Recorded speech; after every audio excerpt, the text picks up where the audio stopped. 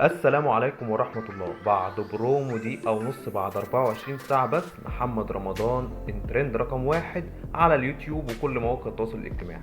ايه بقى قصة الفيلم على الزيرو اللي خلاص هيظهر بعد اقل من شهر بالظبط على اي عرض؟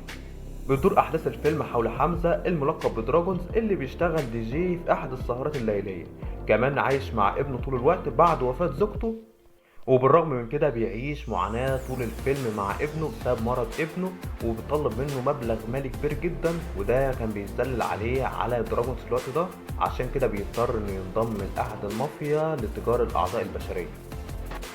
بالنسبة للناس اللي بتسأل ايه شخصية نيللي كريم في الفيلم ده على فكرة نيللي كريم هتلعب شخصية الطبيبة اللي بتعالج ابن محمد رمضان في المستشفى، وبالتالي اكيد هيبقى في قصة حب في الفيلم ده، وهيبقى في تعاطف من ناحية نيللي كريم اتجاه تراجع.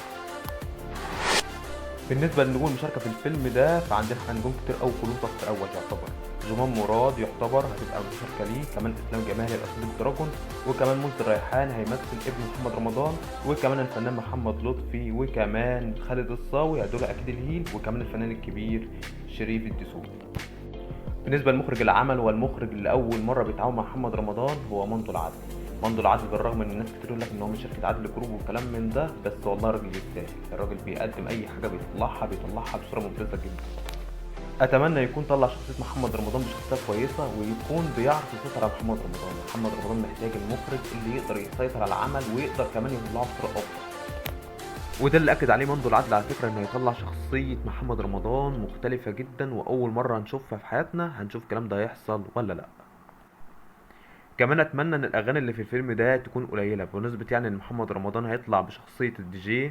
اتمنى ما يطلعش اغاني كتير، كفايه اغنيه واحده او اتنين بالكتير، ما اتمناش كل شويه يطلع اغاني كتير بمناسبه ان هو طلع دي جي يعني بالمنظر ده. اتمنى كمان انه يهتم اكتر بالسياق اللي يعتبر السياق الفيلم نفسه والسياق الدرامي، يكون في منافسه شديده جدا بينه وبين تجار المافيا. اتمنى يكونش في قصه حب مختلفه جديده جدا بينه وبين نيللي كريم. طبعا اللي كاتب الفيلم ده والمؤلف مدحت العدل يعتبر واحد من رموز المؤلفين في الوطن العربي كله، واللي كاتب افلام كل عمرو دياب ومحمد هنيدي كتب منها اجزاء، برضه كان صعيدي من الجامعه الامريكيه واللي كان كاتبه. اتمنى منه ان في الفيلم ده يكون الكلام اللي بتاعه يناسب الجيل الجديد، اتمنى يراعي الحكايه دي خالص في الفيلم ده، واتمنى من الفيلم ده كمان انه يظهر افضل من فيلم اللي ظهر فيه على هارلي. فيلم هارلي ما كانش على المستوى اللي كنت مستنيه في محمد رمضان، اتمنى في الفيلم ده يقوم بتعويضه ويفرح الجمهور زي ما فرح الناس في جعفر العمدة. دي كل المعلومات اللي كانت موجودة في بال حضراتكم، وده اللي انا جاوبتكم فيها عن الفيلم. اتمنى بقى تدعمنا باللايك وكمان بالشير والسبسكرايب، وكمان متنسوش تعملونا على قناة في اي بي سينما. مع تحياتي لكم كلكم، هادي احمد.